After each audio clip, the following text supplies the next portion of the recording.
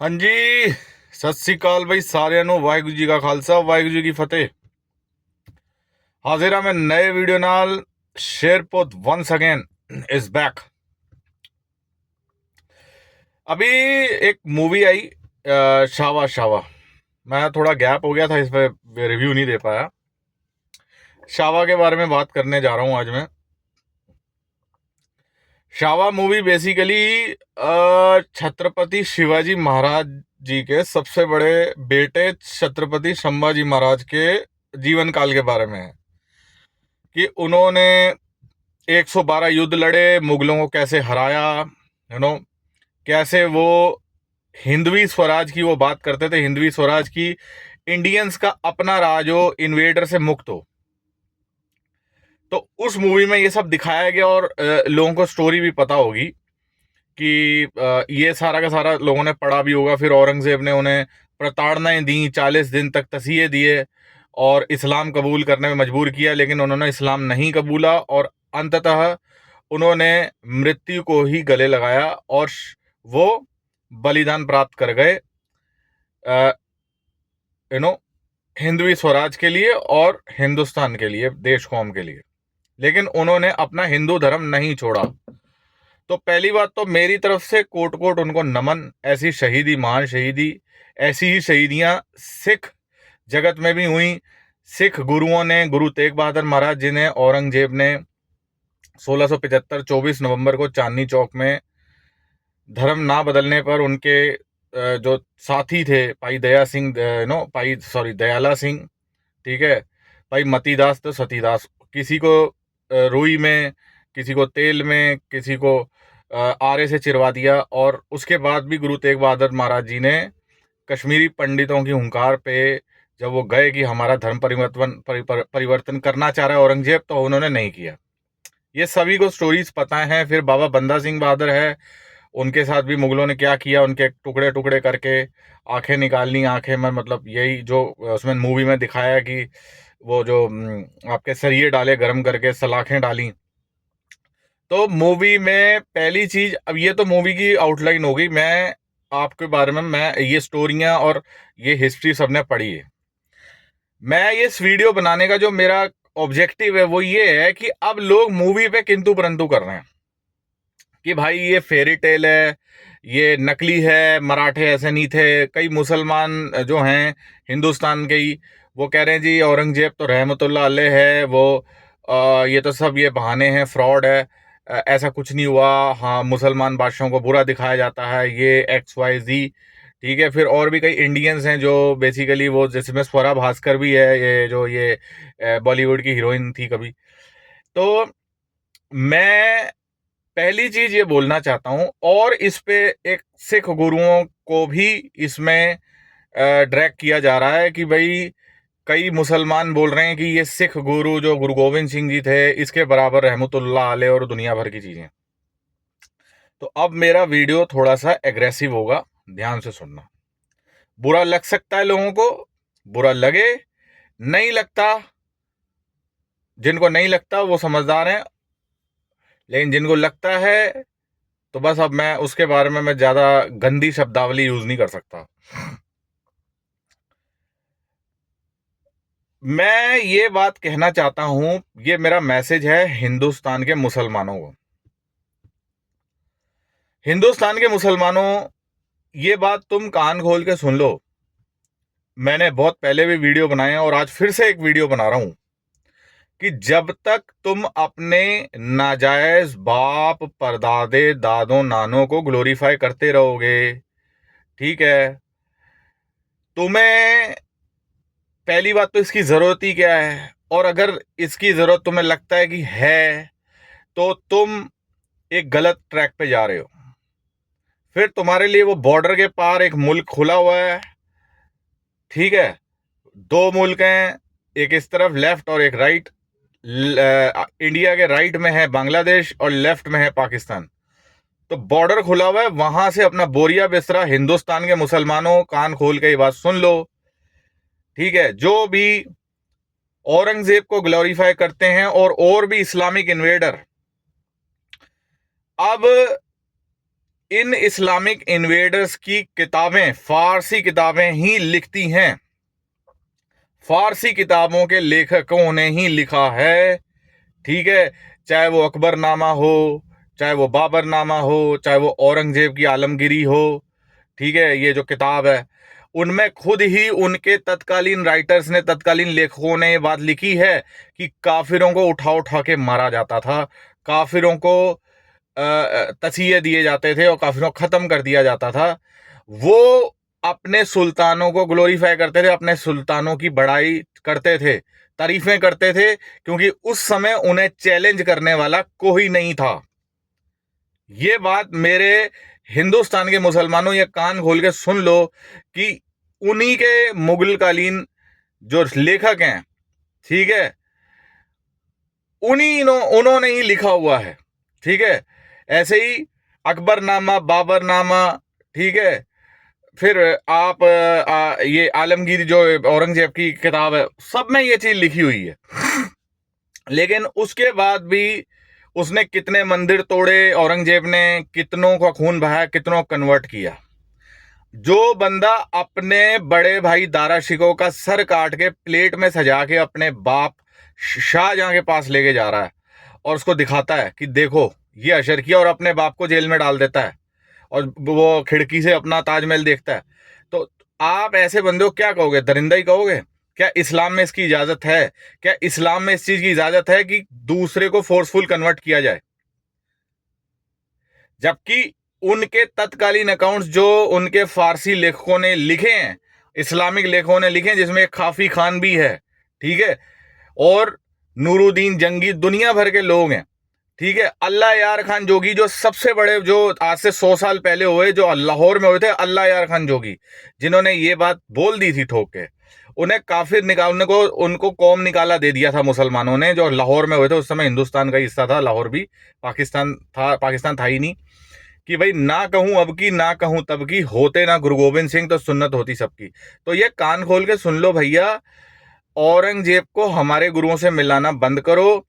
और जो मिला रहे हैं उनको मैं बता देना चाहता हूं कि आपके परदादे दादे जितने भी थे, मौलाना अबुल कलाम आजाद जो भारत के पहले एजुकेशन मिनिस्टर थे, उन्होंने साफ बात बोली है कि सिर्फ 5% ही हैं जो असली पठान है, असली अफगान है या असली तुर्क हैं। बाकी 95% कन्वर्टेड कौमें हैं सब कॉन्टिनेंट में, जिसमें मैक्सिमम भारत में और पाकिस्तान में है और बांग्लादेश में है, ठीक है जी। तो हमें मालूम है ये आपके परदादाओं नानाओं का ब्लड बोल रहा है, आपके जो आपकी माओ पे, बहनों पे, आपकी पर नानियों नानियों पे, आपके पुरखों पे चढ़े थे और चढ़ चढ़ के आपको पैदा किया, हाइब्रिड कौमें पैदा करी।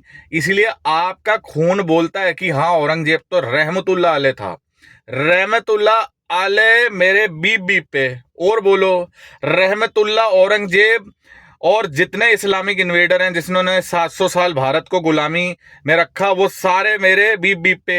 अब काफी लोग बोलेंगे कि भाई राज तो उन्होंने ही किया। भाई राज धोखे से हुआ, अपनों ने ही धोखा दिया। पृथ्वीराज चौहान जो थे, पृथ्वीराज चौहान को धोखा जयचंद ने दिया, ठीक है। अभी छत्रपति शिवाजी महाराज में भी देखो, वो शिर्के फैमिली ने धोखा दिया, ठीक है। धोखे अपनों ने ही दिए। बाबर जो था, बाबर का भी सीन यही था कि उनको ऐसा बोलते हैं राणा सांगा ने बुलाया, लेकिन वो ही खुद फंस गए। तो ये बातें आप रहने दो। पहली बात तो आप लोग खुद कन्वर्टेड हो और अपने नाजायज बापों को, जिसे इंग्लिश में बोलते हैं इलेजिटिमेट चाइल्ड, उनको आप ग्लोरीफाई करना बंद करो। आज अगर हिंदुस्तान में मराठे, राजपूत और सिख योद्धा ना होते, सिख गुरुओं ने कुर्बानी ना दी होती, तो आज तुम ये समझ लो कि तुम्हारा हशर पाकिस्तान की तरह होता और तुम कटोरा लेके इधर उधर भीख मांग रहे होते। क्योंकि पाकिस्तान में मैक्सिमम कन्वर्टेड है, जीडीपी डाउन है, कटोरिस्तान है, भिखारिस्तान है, जिसका प्राइम मिनिस्टर ही कह रहा है कि भाई हिंदुस्तान में उन्हें शिकस्ते फास करो, और दुनिया भर की क्रिकेट टीम को कह रहा है, खुद औंधे मुंह गिरे, खुद चैंपियंस ट्रॉफी से बाहर हो गए, और खाने को उनके घर रोटी नहीं है, 400 रुपये किलो टमाटर, आलू, है नो, आटा, हर चीज महंगी है। तो आज आप एक नॉन मुस्लिम डोमिनेटेड सोसाइटी में रह रहे हो। इस चीज की खैर करो, इस चीज की खैर करो मुसलमानों, नहीं तो आज तुम्हारा हशर अफगानिस्तान और पाकिस्तान जैसा, बांग्लादेश जैसा होता। समझ आई बात? तो इन्वेडर्स अपने नाजायज, ये इन्वेडर्स तुम्हारे नाजायज बाप दादा थे, जो तुम्हारी परनानियों और नानियों पर चढ़े। तो हम जो थे ना, सिख, मराठे, राजपूत, जो वैसे के वैसे ही रहे। हमने इस्लाम कबूल नहीं किया, हम डरे नहीं। औरंगजेब हिंदुस्तान में पैदा हुआ, दाहोद में, लेकिन वो था बाय ब्लड तुर्की, इसीलिए वो हिंदुस्तान को अपना नहीं समझ के हिंदुस्तान पे अपनी संस्कृति थोपना चाहता था। ठीक है, लेकिन जो यहाँ के असल नेटिव थे, जिसमें राजपूत, मराठा और सिख थे, ठीक है, उन्होंने इस भारत देश की संस्कृति को बचाए रखा। और तुम उसकी खिलाफत इसलिए करते हो क्योंकि तुम्हारे अंदर अपने नाजायज बाप दादे, अलाउद्दीन खिलजी, मोहम्मद गौरी, औरंगजेब, फलाना ढिमकाना, अकबर, बाबर, उनका खून बोलता है। वो तुम नहीं बोल रहे, तुम्हारे नाजायज बापों का खून बोल रहा है। समझ आई बात? इसीलिए तुम्हें वो अच्छे लगते हैं, लेकिन वो अच्छे नहीं है, कलमा पढ़ने से अच्छे नहीं है। आज अगर मुसलमान ही मुसलमान का दोस्त हो तो सऊदी अरेबिया और दुबई में पाकिस्तानियों के वीजे ना कैंसिल हो रहे होते। ठीक है, ठीक है। मुसलमानों को सेकंड ग्रेड, सब कॉन्टिनेंट के मुसलमानों को सऊदी अरेबिया में सेकंड ग्रेड बोला जाता है। दुबई और कतर और सऊदी अरेबिया के शेख तो भारत के साथ खड़े हैं, वो इन डी ग्रेड मुसलमानों के साथ, सब कॉन्टिनेंट वालों के साथ नहीं खड़े। तो मेरे भाइयों, मैं ये बोलता हूं, दुबई में मंदिर बना, सऊदी अरेबिया देखो कितना ग्लोबल हो रहा है। ठीक है, अब उनकी लड़कियां बाहर निकल के आ रही हैं। तो जो इस्लाम तुम समझ रहे हो, इसका मतलब शायद तुम्हें इस्लाम की परख नहीं है। सऊदी अरेबिया वैसे ही समझदार है, उसने ही वहां से इस्लाम निकला। दुबई है, फिर जितने अरब कंट्रीज हैं मिडिल ईस्ट वाले, वो सारे के सारे उन्हें समझ है, उन्हें परख है। ठीक है, तभी वो हिंदुस्तान और पाकिस्तान और मतलब सब कॉन्टिनेंट के मुसलमानों को लानत मारते हैं कि ये बेगैरत कौमें झाड़ू पोछा लगाती हैं, हमारे गुलाम है। ठीक है जी। उस पे एक मूवी भी आई थी, आपने देखी हो या नहीं देखी हो, वो उसमें एक था, थलाइवा मूवी थी, क्या नाम था मैं भूल गया हूँ। बड़ी सही मूवी थी। उसमें वो बेचारा जाता है, केरला से होता है, मुसलमान होता है, लेकिन वहां जाके वो आपका जो है जो है वहाँ दुबई में काम ढूंढने जाता है, लेकिन वो फिर कोई उनको शेख फूक पकड़ के ले जाते हैं, उसे गुलाम बना देते हैं। ठीक है, तो वो मूवी भी आई थी, बड़ी सही चली थी, नाम भूल रहा हूँ, काला वाला हो जाता है वो। खैर वो ती से नाम था, खैर जो भी है। तो हमारे अब सिखों, अब इनको मुसलमानों को ये बात समझ नहीं आती। मुसलमान ये बोलते हैं जी ये तो सब फेरी टेल्स हैं, आप किताब बताओ, आप किताब बताओ। मैं किताब बताता हूं भाई। भाई पहली बात तो आप अपने फारसी अकाउंट्स पढ़ें, आप अपने अकबरनामा, बाबरनामा पढ़ें। ठीक है, आप जो भी पुराने अकाउंट्स हैं, जैसे एक काफी खान था, एक नूरुद्दीन जंगी था, जो महाराजा रंजीत सिंह के टाइम उन्होंने किताबें लिखी। ठीक है, इतिहास ऐसे ही सबके सामने नहीं आया, इतिहास आया तो किताबों से आया। कोई इमेजिनरी राइटर ने या कोई काल्पनिक लेखक ने ये किताबें नहीं लिखी हुई कि भाई हाँ जी हाँ ये था वो था। लेकिन जब तुम्हारे लिए बात आती है, तुम कहते हो जी सब सही है, ये औरंगजेब बहुत अच्छा था, अकबर बहुत अच्छा था। अगर अकबर बाबर इतने अच्छे होते, आज आप ये समझ लो कि भारत में इतनी उनके खिलाफ नफरत क्यों होती, दादे परदादे इतने नफरत क्यों करते, कश्मीरी पंडितों ने, उनके बुजुर्गों ने ये कहानियां क्यों बताई होती कि गुरु तेग बहादुर जी जो शहीद हुए थे इस्लाम ना कबूलने के चक्कर में, और हिंदुस्तान के कश्मीरी पंडितों को बचाने के लिए। तो हर चीज का अकाउंट है भाई। पहले तुम खंगालो, किताबें मौजूद हैं, लेकिन तुम्हारा मन इसलिए नहीं चाहता किताबों को खंगालना क्योंकि तुम ये सोचते हो कि जिसने कलमा पढ़ लिया, तुम्हारे हिसाब से किसी कुत्ते और सुअर ने भी कलमा पढ़ लिया तो वो भी मुसलमान हो गया। कल को मैं कुत्ते को भी मैं कलमा पढ़ा देता हूँ, सुअर को पढ़ा देता हूँ, है किसी को मैं कलमा पढ़ा देता हूँ ला इलाहा इल्लल्लाह, तो फिर तुम्हारे हिसाब से तो सुअर भी मुसलमान हो गया, फिर कुत्ता भी मुसलमान हो गया, उसके साथ तुम नमाज पढ़ना कुत्ते के साथ। अरे बेगैरतों, लानतियों, शर्म कर लो। इसे नहीं कहते इस्लाम। जो इस्लाम तुम फॉलो कर रहे हो उसमें कहीं ना कहीं गड़बड़ है, इसलिए तुम सबसे ज्यादा लानत खाते हो, सबसे ज्यादा तुम जूते खाते हो। तुम लोगों को सिर्फ इन्वेडर्स को ग्लोरीफाई करना, दूसरों के धर्म को गलत बताना कि ये फेरी टेल है, सबके अकाउंट मौजूद हैं। आज हिंदुस्तान में इतनी कुर्बानियां डली हैं ना, आज कुर्बानियां, कभी महाराजा रंजीत सिंह का इतिहास पढ़ना, ठीक है, कभी शेरे पंजाब का इतिहास पढ़ना, कभी हरि सिंह नलवा का इतिहास पढ़ना, जिनसे थर थर कांपते थे अफगान, पैंटे गीली हो जाती थी, जिन्होंने शलवार की नोक पे अपनी तलवार की नोक पे शलवारें पहनाई हैं, पठान थर थर कांपते थे। ठीक है, ये ठीक है, जनरल टॉड की किताबें पढ़ना, अंग्रेजों की किताबें पढ़ना, पता लगेगा इतिहास कौन है, इतिहास क्या चीज है, सब गूगल पे मौजूद है। लेकिन तुम लोगों का मन नहीं चाहता, तुम्हारी मानसिकता ये है कि तुम हकीकत कबूलना नहीं चाहते। हकीकत कबूलना इसलिए नहीं चाहते कि तुम्हारा दिल ये नहीं मानता कि किसी मुसलमान राजा को नॉन मुसलमान ने हराया होगा, क्योंकि कलमे में बहुत बड़ी ताकत है। अल्लाह के बंदों को कोई हरा नहीं सकता, अल्लाह के बंदों को कोई फतेह नहीं कर सकता, वही भगवान है, सारे काफिर हैं। ये मानसिकता निकाल दो अपने मन से, ये मदरसा साहब निकाल दो। सब धर्मों का अपना अपना तरीका होता है अपने धर्म को मानने का। कोई मूर्ति को पूजा कर रहा है, तुम किताब पूछते हो, हम गुरु साहब को मानते हैं, सबका अपना तरीका है। अगर तुम क्वेश्चन करोगे तो तुम्हारे पे भी क्वेश्चन आएगा, और क्वेश्चन आता है।